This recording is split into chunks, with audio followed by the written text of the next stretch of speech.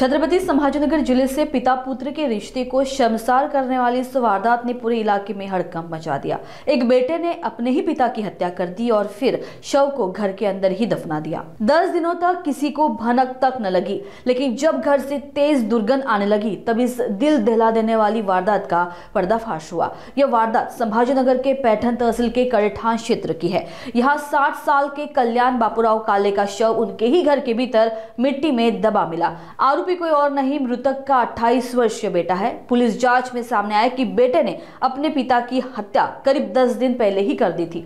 हत्या के बाद उसने शव को घर में ही गड्ढा खोद कर दफना दिया, लेकिन गर्मी और सड़ांध के कारण इलाके में भयानक दुर्गंध फैलने लगी। स्थानीय लोगों ने पुलिस को सूचना दी। सूचना मिलते ही पाचोड़ पुलिस स्टेशन के एपीआई सचिन पंडित और पीएसआई राम बारहात मौके पर पहुंचे और जब घर की खुदाई की गई तब सब दंग रह गए। पुलिस ने आरोपी बेटे को तुरंत हिरासत में लिया। हत्या के कारणों की जांच की जा रही है। पाचोड पोलीस ठाणे हद्दीतील कडेठाण देवीच्या या गावामध्ये इसम नामे कल्याण बापूराव काळे हे गेल्या 8 ते 10 दिवसांपासून गावात उपस्थित नव्हते, ते गायब होते। त्या अनुषंगाने गावामध्ये कल्याण बापूराव काळे यांचा त्यांच्याच मुलाने खून केला असण्याची चर्चा सुरू होती आणि त्यांचा मृतदेह घरातच पुरला असल्याबाबत गोपनीय माहिती मिळाली होती।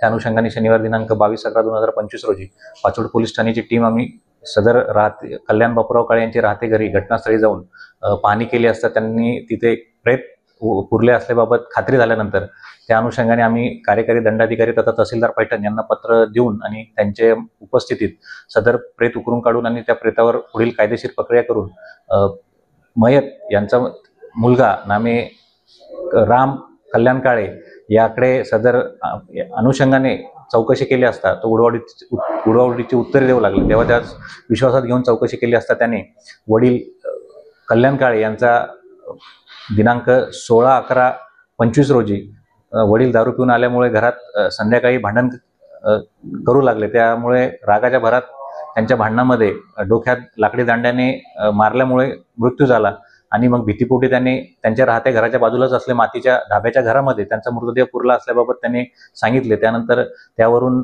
मयत यांचा दुसरा मुलगा लक्ष्मण काळे यांच्या फिर्यादीवरून कलम 103 अन्वये गुन्हा दाखल केलेला असून आरोपी नामे राम काळे यास अटक करून त्याला कोर्टापुढे हजर केले असता मान्य कोर्टाने 3 दिवसांचा PCR रिमांड दिलेला असून पुढील अधिक तपास पोलीस सब इन्स्पेक्टर राम बारहात हे करीत आहेत। सदर घटना घडली त्यावेळेस मयत यांची पत्नी आणि मुलगा असे तिघेही घरात होते।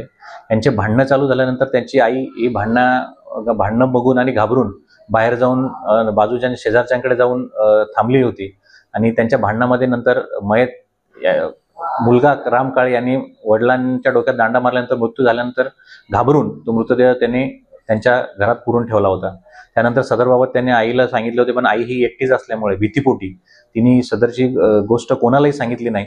पण त्यानंतर जेव्हा घरातून दुर्गंधी येऊ लागल्याने आणि याचा एक माहिती मिळेल या भीतीने तिने तिच्या दीराला ही माहिती दिली आणि त्यानंतर गावात चर्चा झाल्यानंतर सदर ही खुनाची घटना उघडकीस आली आहे।